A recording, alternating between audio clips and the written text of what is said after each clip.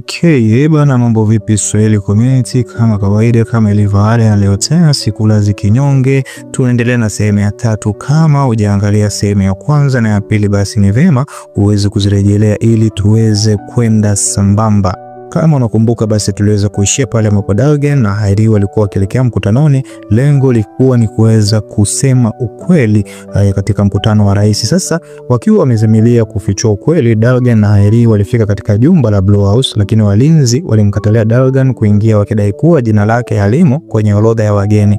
Dalgan alihisi kuchanganyikiwa na alielewa kuwa kuna mtu aliyekuwa akimzuia makusudi kuingia. Bila kukata tamaa, alifanikiwa kuingia kwa siri, akijichanganya na familia moja iliyoalikwa kwa kupitia mlango wa nyuma.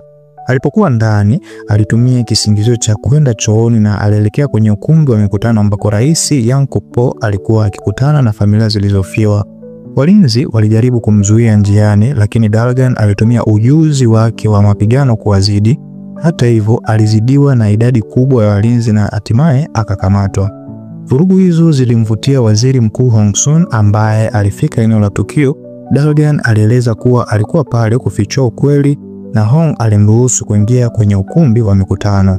Ndani ya ukumbi, Dalgan alisikilizisha rekodi ya sauti mbele ya rais na maafisa wa ngazi za juu. Taarifa hizo ziliwashangaza wote waliokuwepo. Rais alimkazia macho mkurugenzi wa NIS Han Ki-dong kwa hasira, akimuuliza ni kwa nini taarifa muhimu kama hiyo ilifichwa. Dalgan aliendelea kufichua kuwa rubani wa ndege hiyo Kim Wo-hee bado yuko hai na kwamba pesa za bima zilikuwa zimepangwa kwenda kwa mke wake Sang-hee. Habari hizo zilisababisha taharuki kubwa ukumbini. Sang-hee akiwa amefedheheshwa alijifanya kupata mshtuko wa moyo na akazimia, hivyo kupelekwa hospitalini. Baadaye, katibu mkuu